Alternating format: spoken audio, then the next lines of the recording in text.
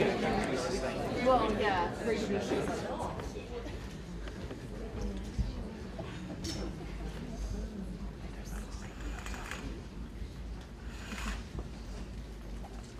Hello everyone, thank you so much for staying for this discussion about online policing and the dark web this evening. It's a real pleasure for me to have with me this evening Caroline, who's CEO of the Internet Watch Foundation. We've got Jamie, who's the author of the book The Dark Net, and Michael Takeo Magruder, who's a visual artist who works with digital media. So I just want to start this evening. What we'll do is I'm going to ask a couple of questions, and then I'm going to open it up to all of you to ask your questions, because I suspect you've probably got some much more interesting questions than I have to ask the speakers. Jamie, I wonder if you could start off by defining for us what you consider to be the element of the internet that is the dark net. Well, thanks for having me. Thanks everyone for staying.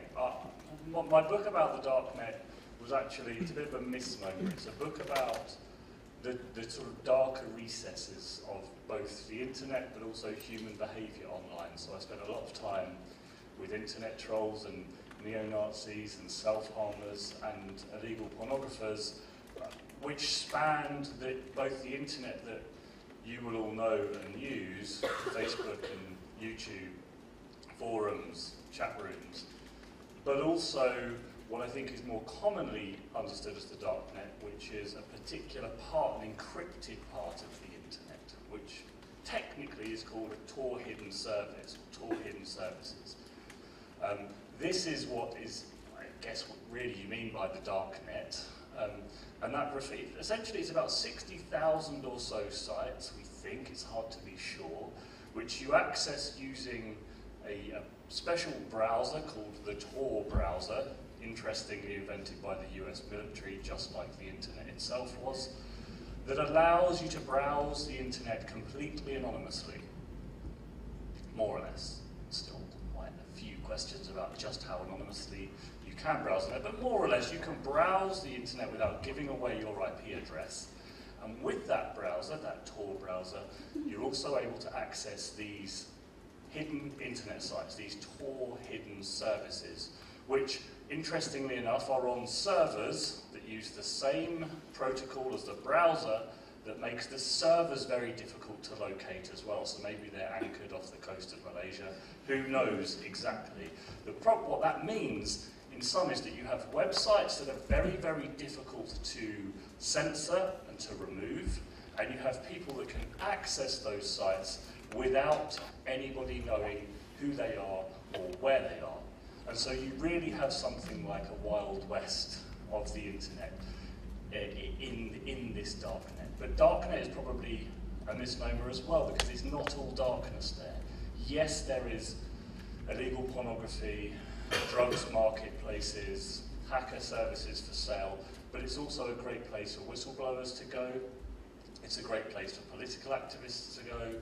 It's a great place for people to share ideas about a future of political reform in their country. It's a great place for people, particularly who live in countries where monitoring of the internet is both pretty intense and with considerable consequences, to be able to talk about subjects far more freely and openly. Brilliant. So during your research, you obviously spent a lot of time online. What was the most shocking thing that you discovered, and what was the most surprising thing, the thing you least expected to find that you found?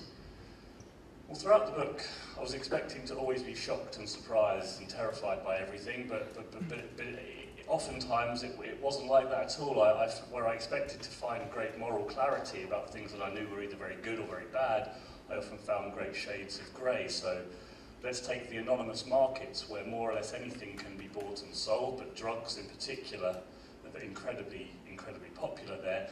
It's created, these anonymous marketplaces, it's created a functioning market, a competitive market within drugs, which really doesn't exist in the offline world.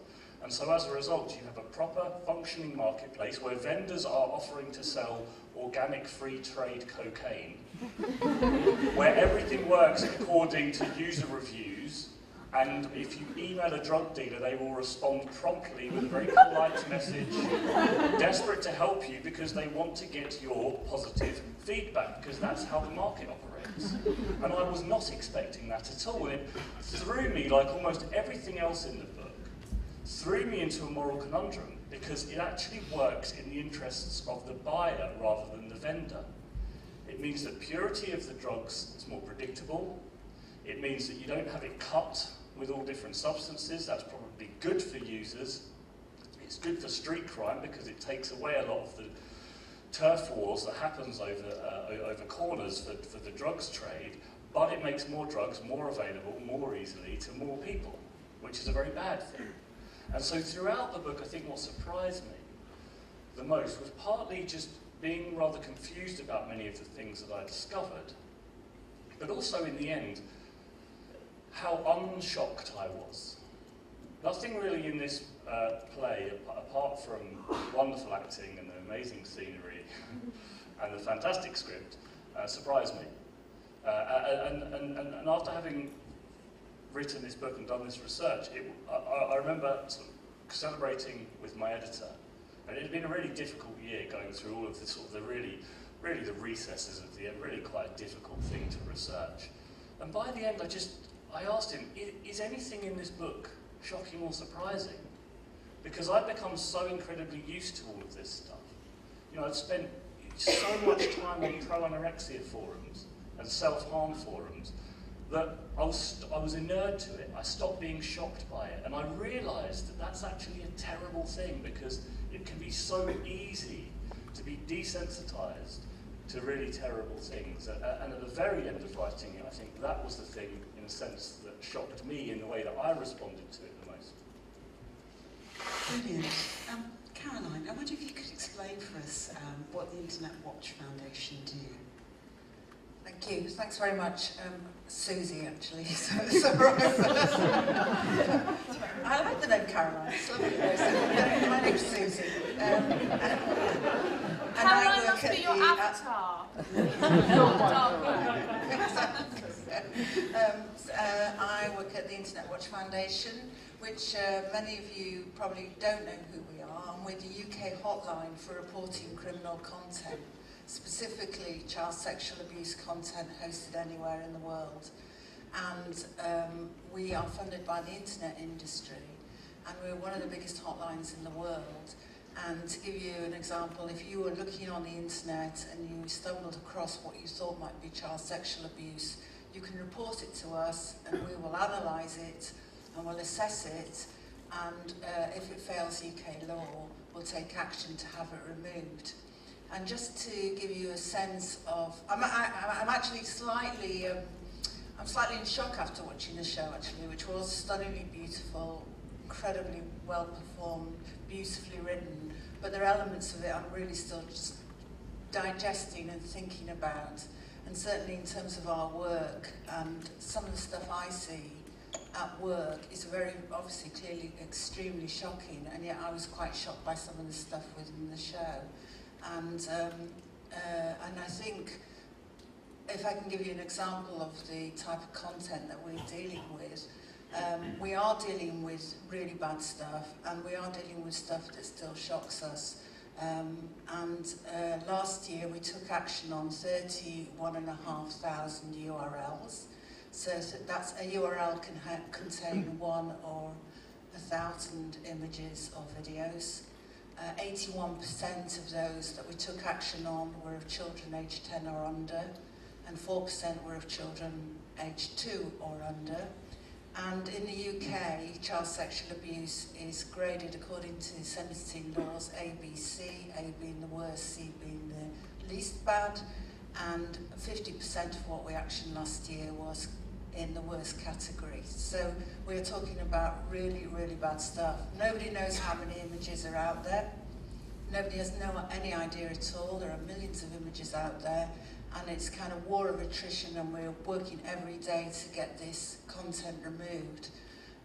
there's an awful lot of feeling that, for instance, one of the things that resonated for me within the show tonight was that recently we took on responsibility for actioning non-photographic images of child sexual abuse content. That would be computer-generated content. You may have seen the case of Sweetie last year, which was a kind of a case where people were looking at a computer-generated image of a young child being sexually abused that was in Holland. And obviously there's an argument that goes, that's not real. That's okay to look at that kind of stuff because that's not abusing a child. But actually, you know, it's really questionable about the type of people who would collect those images as opposed to collecting the real stuff. So, and the other thing that I found quite disturbing within the show was an awful lot of this child sexual abuse content we see is of children who look like they might be enjoying it. And actually children aged under 10, you know, they're not consensual, they are being sexually abused, and they're being abused by people that they know and love most of the time. And one of the things that people justify their action is because they think, well, these kids are having a really nice time. So I'm kind of, you know, that really sort of hit me tonight within the show. So that's what we do. And you should report to us if you see this kind of content. But it really is, you know, totally endemic within the UK. And obviously, however good we are at the UK at getting rid of it, it's a global problem. So we need to work internationally to remove it. Brilliant, thank you. I just want to ask you a question because I know there's some other organisations that you work for. I'm interested in general, the people who are viewing these images. How do they find themselves on these websites? Right, so first of all, it's criminal content, so you have to look for it. And we say people accidentally stumble across this content, but the reality is most people are looking for this content. It's quite difficult to accidentally stumble. I mean, I have personally never accidentally stumbled across child sexual abuse content. So, whereas there are some cases of websites being hacked, legitimate websites, to host child sexual abuse content, the majority of it is actually out there on particular forums or on particular sites where people will go and look for it to find it, and they will pick up certain digital pathways to find this. And in terms of behaviour, about 20% of the content we see is what's called commercial content, so it's behind a payment barrier, so it's an organised crime issue as opposed to a collecting issue, because the truth is that when it comes to collecting child sexual abuse content, it's about behaviour, and people want to collect big collections. People are caught with millions of images, and you know, clearly it's all about the cachet of a collection or unique images. So there's a whole range of behaviour. We have a blocking list in the UK, so if we take action on a URL that's not hosted in the UK, we can't have it removed. The best way to have content removed is to issue a notice and takedown and remove it at source. If we can't do that, we put it on our URL blocking list, and that goes out across the UK and across many countries in the world as well. And that will stop inadvertent stumbling. So if someone tries to access that particular URL, that particular website that has got some abuse on, they will get a splash page that tells them what they've been trying to do, the potential ramifications of their behaviour, that actually you're looking at criminal content, or you're trying to, that you could actually lose your job, potentially go to prison. But also, if you're worried about your behaviour, where to go to get help, because there are organisations like Stop It Now in the UK that will help people if they're worried about their behaviour. And it's something that cuts across the whole of society. It doesn't matter what class you are, what, you know, who you are. It's, you know, it's so random in terms of, you know, people looking at content. So the police estimated, I think it's about 18 months ago, they made a statement about, they thought there was about 60,000 people at any one time looking at this content in the UK. And it is a huge issue. So we really need to get people to adjust their behaviour and not to look for it in the first place, frankly. Brilliant, thank you. Michael, as an artist, I just wondered if you could talk a little bit about the ways in which you've explored and used some of this, you know, this sort of area of the web in your work. Well, I have to say that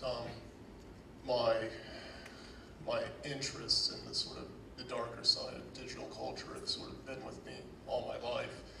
I remember my first sort of procurement of something that was of certainly sitting in the gray area off of Usenet as an early teenager was the Anarchist Cookbook. Sort of you know, making gunpowder and smoke bombs and things like that with my friends in the States. And that's, and reading Jamie's book, I mean, basically it was an interesting read because it's pretty much everything that I've lived through and things that I've explored, and sort of, it's just been with me. So in terms of my own work as an artist, much of what I'm interested in doing is sort of searching out that information and things that I think are relevant for us to actually put forward to the public and give questions about. So I thought The Nether was a wonderful play and a very important sort of production because, again, it asks those challenging questions. Things that I've done recently are sort of work with the Snowden leaks, for example, with PRISM, looking at sort of terrorism. So I did a big project for Manifesta in 2010, which is the European Biennial of Contemporary Art. And my project was looking at the Madrid train bombings and sort of pulling information, collecting, creating, in a sense, an archive to use as sort of the source material to do that exhibition work at the biennial. And in that particular project, for example, of course, you would get the standard media images and information that sort of news archives, government repositories had. But a lot of my research kind of took me down the rabbit hole to what I was finding were, you know, sometimes personal stories, other times images that were the censored images. But I, as an artist, felt it was important to actually include in this archive to give people an accurate sort of feel and experience of what it was like. But during the process, there are always sort of questions where you're thinking, okay, I'm finding this image that is not legal to broadcast. It shows the dead bodies there on the tracks. And you're confronted with the question of, you know, why am I searching for this? What do I intend to do with it? Should I put it back out in the public domain? And if I do, you know, what sensitivities do I need to think about? And also sort of framing it around, often these kinds of materials you find where the people actually collecting them and publishing them, or, you know, publishing them in a very hidden sort of way, they're not very ethical, or you get the sense of maybe they're actually collecting these because of some kind of perversion. You know, the fact that the Madrid images I found sort of alongside other images of, you know, various categories of dead people, really. So it's things like that. So it is an interesting process, but as an artist, I think it's important that we actually look into these things. And as an artist, sometimes dealing with this kind of material, what do you do to sort of protect yourself? Well, I mean, the first thing to say on that is I believe in absolute transparency. So if I'm working on a project, it is with a major institution, with a curator, and also with colleagues as well. So although I've known about and used Tor for many years, when I'm actually doing my research, I don't use Tor. I'm very happy to find the things that I find on the surface web. I document my process. If the whole of my browsing history was laid out before me, I'd be very happy for that to happen. Because for me, it's sort of like I do this research for a certain reason, and then it ends back in the public domain, and it's sort of a visual art exhibition that is meant to sort of provoke discussion about the points I'm trying to sort of raise up. So for me, transparency is very important. Brilliant, thank you. I'd love to open it out to some questions from the audience. What would you like to ask? Yes, gentleman over there. So about 10 years ago, there was a virtual world called Second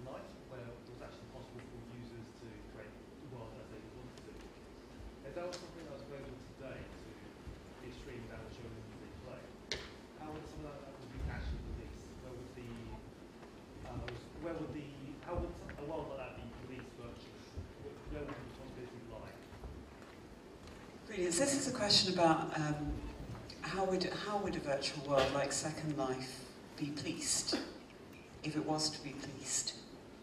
Well, I can take that because I was an early adopter of Second Life, and actually it's still around, as are many other shared virtual environments. And again, sort of relating to the Nether, I know things that were depicted in the Nether have happened in Second Life, without a doubt. And as Second Life sort of became more and more sort of commercial, and artists and universities started to leave because it was just too expensive, a lot of things that have actually persisted are the porn and the adult role play. And sometimes it does go into that gray area, and I'm sure even into the things that wouldn't be considered legal or ethical, at least. Caroline, how would you deal? Susie?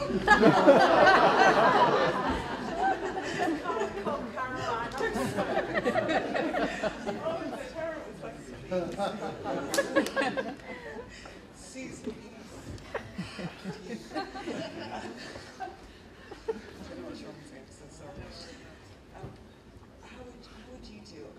Susie, how would you sort of think about and deal with that kind of online material? Well, first of all, an organisation like ours, which is a charity and an independent organisation, we're not the police, and we're very clear where the line is drawn between what we do and what the police does. So if there was a situation, we're not part of the investigative chain, we don't pass on information to the police, we only deal with information that's in the public domain. The only information we would pass on to the police is related to victims. So that would be real people. So actually, if we see new images of children, then we have evidence that they knew, and we can identify them in some way. We work on victim identification. But so I guess you would actually revert to traditional policing methods for that. And the police, Jamie's probably in a better position to answer this in relation to the work he's been doing with the police. Well, I spent in my book a lot of time in Otherverse, which is a sort of sexed up version of Second Life, and had a fascinating long conversation. But basically, there's a lot of prostitution in Otherverse, and a little bit like Indecent Proposal, I went to this one very glamorous looking avatar and said, how much for 30 minutes of cyber sex? And she said, oh, this amount of rays, that's the currency, so 100 rays. And I said, cool, if I give you 100 rays, will you just talk to me though? Can I interview you? And so she did that. And it turns out she was a nurse, I can't remember if it's from Kent or Essex, in her mid-50s with 5 children, but who spent an incredible amount of her time being a prostitute in a brothel in Otherverse, where she earned some rays, not enough to actually, you can transfer them into real money, but not enough. So it's interesting because there are certain things that were happening there that would be illegal offline, but that are clearly not going to be prosecuted in any meaningful sense, because that is just a complete make-believe with consenting adults. Nothing really bad realistically is happening. If it gets into the area of what we saw in the play, that's where I think it starts getting really, really difficult indeed, and one of the sort of challenges that the play certainly threw up. I know that there's quite a lot of community policing, self-policing on these sorts of communities. There's a sort of a general sense of what's acceptable, what's wrong and what's right, and people will try as best they can to self-police that. There was an amazing example, I think in 2005, on Second Life, when the Front National, French far-right political party, was going around to virtual mosques and trying to firebomb the mosques in Second Life, and then the administrator of the mosque would boot out the Front National people. So there was this sort of weird, there was a sort of slightly strange community policing, but it became a place, quite an important place, not as important I think as people had anticipated 10 years ago, but certainly an interesting place in which some of these dilemmas are played out. There is certainly a sense in some virtual worlds, and especially gaming communities, that it's a place where radical political movements and terrorist movements do go and do coordinate their activities. They feel like they can chat securely there within these communities. And that really is just a job for good old-fashioned policing, which is a little bit like you saw, which is trying to infiltrate, rather than a technical solution, is trying to infiltrate an intelligence officer or a police officer undercover into those communities, like you would with an offline drugs gang, and then try and gather evidence. That creates lots of challenges for the Crown Prosecution Service about what sort of evidence you need to collect, how you save it, how you present it in court. But that is one of the great challenges now in modern policing. Brilliant. Has anyone else got a question? Yes, lady over there in the white jumper. I just wanted to ask, back you just mentioned the graphic games and that kind of thing. And I was just sort of wondering, we have things like Grand Theft Auto, where they stimulate drug dealing and murdering and that kind of stuff. Why is that all right? Like, why are we selling these games and stuff? I mean, I always just thought, because obviously, like, the whole going into the whole kids and stimulating that was obviously very wrong, but why is that this other section of what is clearly wrong, if you were to murder in real life and drug deal, it's all illegal, why is it okay to have that stimulus, and to have kids play these games, to have kids having to kill other people in order to get through other levels? Like, So this is a question about gaming and the content of some games like Grand Theft Auto, which seem to sort of involve doing acts like murder in order to succeed that you wouldn't normally do, and whether that's, why is that all right when other things aren't all right? Susie.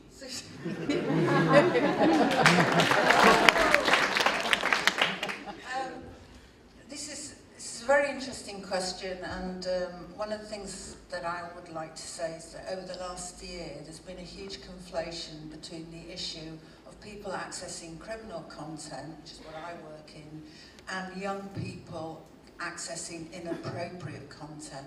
So there's a whole range of issues around age verification and access to inappropriate content, whether it's hardcore pornography, which is legal, whether it's if you're over 18, or if it's access to, you know, Grand Theft Auto or whatever it is, or all these kind of things. So it's really important that we separate the two.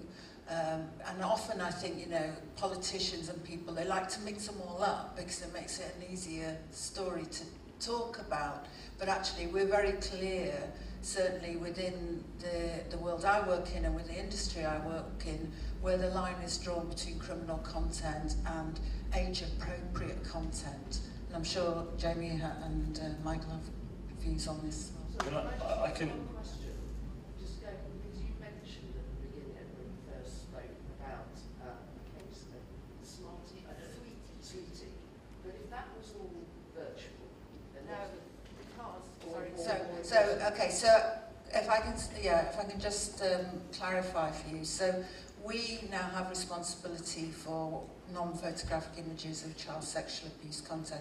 We haven't yet taken action on a single one in the UK because we're waiting for a case to go through court. So on something like this, you'd actually have to have a case to go through court to define it. But we're in Holland because it was of a child.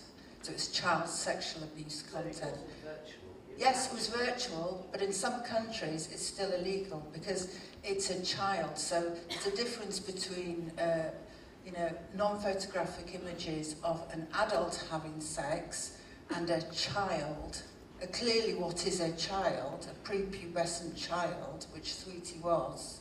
So, you know, that's the issue, and it depends on the law in each country, and the law will be different in each country. But generally, one of the reasons why we're able to operate very clearly with the internet industry, all the big companies, is that many of them are global, is that child sexual abuse is pretty much illegal everywhere around the world.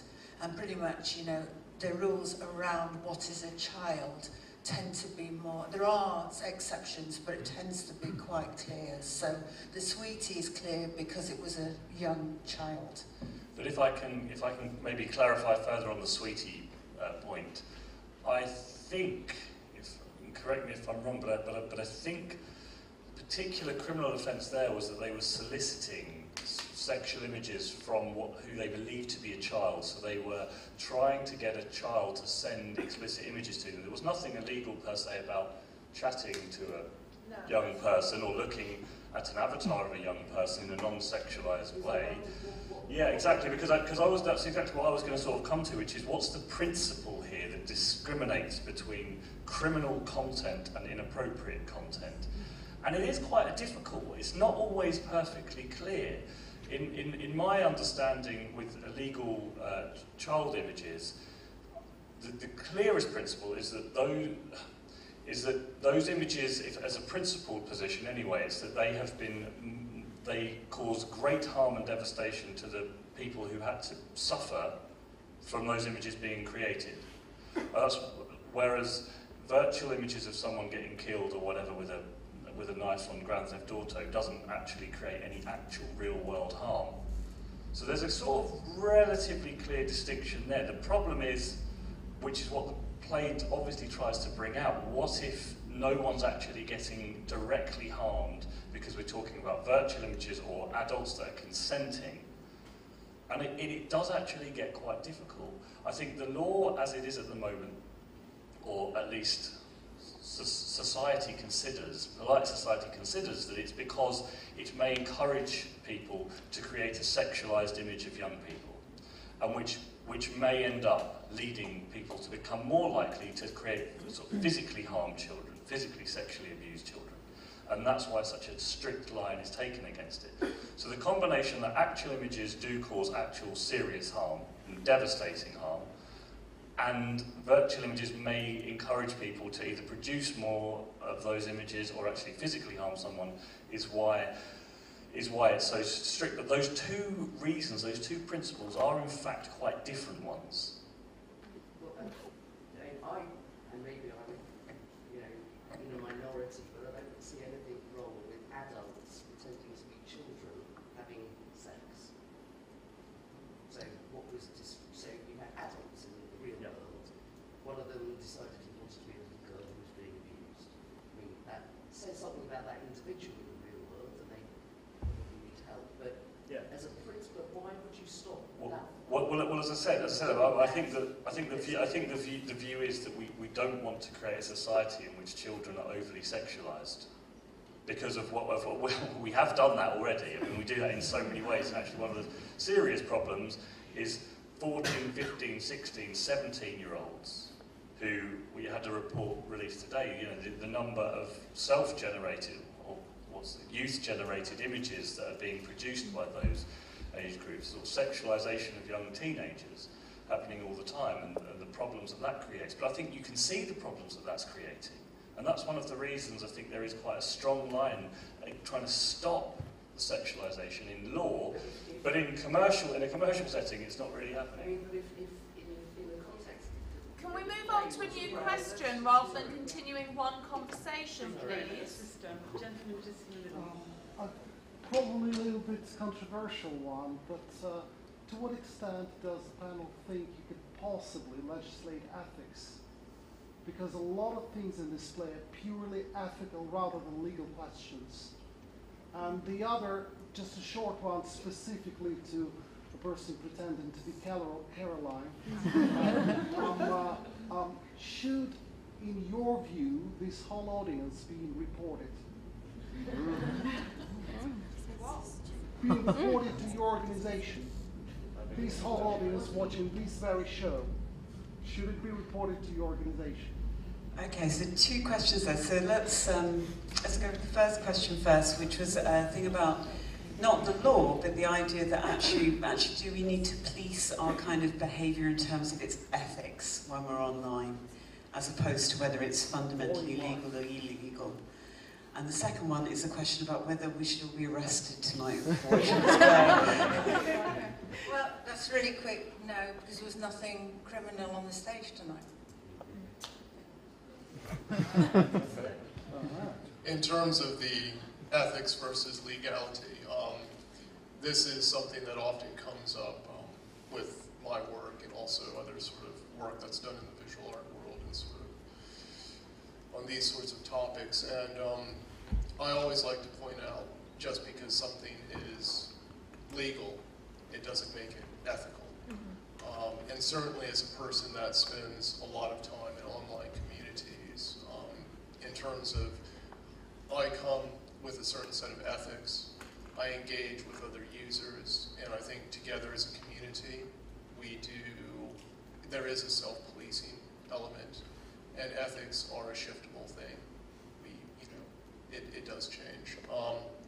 And I actually, for my personal belief, is that I do have a strong sense of belief in our ability to kind of come to consensus in a sense, a self-selecting group, a community, and that self-policing does, by and large, work quite well.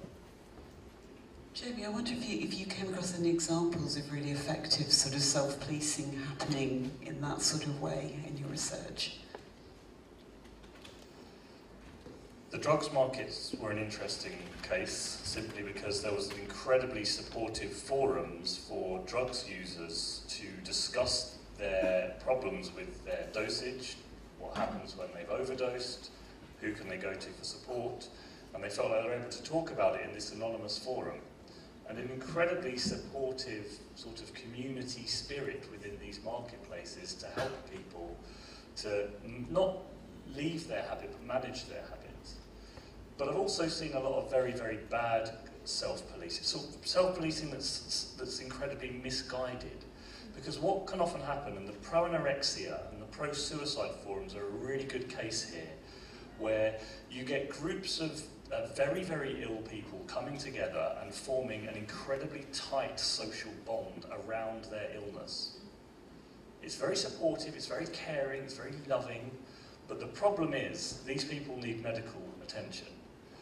But they won't get it because they become part of a community that they are terrified of leaving, and they block out any outsiders. So people that come in to try and help them aren't considered to be part of the group. And they begin to sort of mistake the support and the love and the attention and the affection and the affirmation they get from their community as genuine help. And so it's very carefully policed, it's very, very supportive, but it's leading people to destructive, often deadly behaviour. And I think, there is often great self-policing online, but often self-policing can also create tiny little communities, closed communities, where they really should be far more open. Susie, have you got anything you'd like to add? Worried about it. Yes, in terms of, it is a very interesting line, the line between what's ethical, what's legal, and organisations like ours, we are very focused on what is illegal, so we don't comment on what is legal. If it's legal, it's legal. If it's illegal, it's illegal. And that's because we're not making subjective statements in terms of the content we're looking at. But in terms of the questions that have been raised, I think those are really hugely important, and they need, the questions need to be had, and the conversation needs to be had. And certainly, as I said, I'm digesting what I saw tonight, and it's raising so many questions for me, because there are questions about behaviour. One thing I wanted to say actually about is it okay if it's virtual, is that there are some people who will argue very, very strongly that people who have non-photographic images of child sexual abuse also have real ones, and they don't make a distinction between them. So they don't just go, I won't look at real ones, I'll only look at these. But there needs to be lots more research in this area, because no one really knows, that's the truth.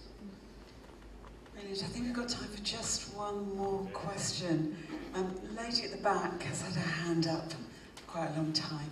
I'm really interested to know what the panel think of the characters we encountered in the play tonight, and how your opinion of them changed when you learned the new information about their avatar status versus their real world status. The play raised a lot of questions for me, and I wonder if your opinion of the detective and of Papa and of Sims as well changed when you learned more of the reality of their situation. So this is a question about your response as an audience watching the play tonight to the characters, and how finding out different things about them, both in the real world and the virtual world, how did that change your opinion of what they were doing? Jamie, why don't we start with you this time? Oh. Okay. Well, I met many people where I met them online first, and I began to understand their digital persona, and then met them offline second while I was researching my book, because the point of the book was to meet the protagonist behind the screen, really. And it was remarkable how often they were nothing like I'd imagined. And in many cases, I'd created demons of them. I'd imagined them to be far worse than they were. I mean, when I met them in person, I often found them far more interesting, far more charming, far more multifaceted than I'd imagined. The character that interested me most, I think, was probably the detective. And the reason she did was because it was the way that she was so frustrated and angry at herself for having enjoyed this experience. And what I felt that she was saying was, when you create this environment, you know not what you reap, and you bring people in that might not have been attracted to it otherwise. And I would rather not know, frankly, that I would have enjoyed this. And I met many people for whom that was an almost exact parallel story. And when I interviewed one child sex offender, what had happened to him, and it's a relatively common one in child sex offending for illegal pornography, is that he sort of slowly got dragged into it almost by small steps. He first started to look at barely legal pornography, 17, 18, 16-year-olds. And then slowly over the course of time, as he normalised it, and then this stuff is unbelievably easy to find in terms of this sort of the barely legal 14 to 18-year-old age category, which no one really wants to talk about because no one knows what to do about it, but there's an awful lot of it out there. Had he not stumbled into that, and then had he not developed an interest from that, and he sort of lower and lower over the years in ages until he ended up viewing images of an 8-year-old, he said to me at the end, he sort of wanted, of course he wanted to blame the internet. That's sort of inevitable. But he said, had it not been for the internet, had the barriers not been so much lowered for me to find this stuff, I don't think I ever would have been interested in any of this material. And I believed him. I believed him because I think that is an experience that happens to a lot of people, and I think that was the thing that interested me about the detective. It's not just that technology's neutral and we're all humans and it's just a reflection of what we ordinarily do. Sometimes it stimulates certain desires or demands, and sometimes it lowers barriers to just test and to try things that you really shouldn't. And I think that's the sort of the great moral challenge with how we understand content online.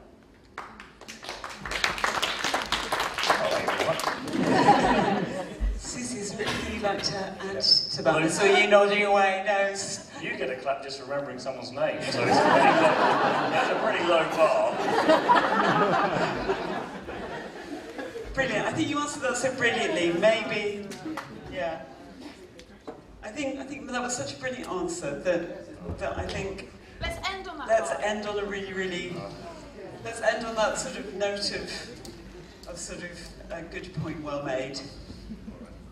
Excellent, brilliant. Thank you all so much for coming and taking part in the conversation. Thank you for your fascinating questions. And I'd just love you to say thank you to our speakers tonight. Susie.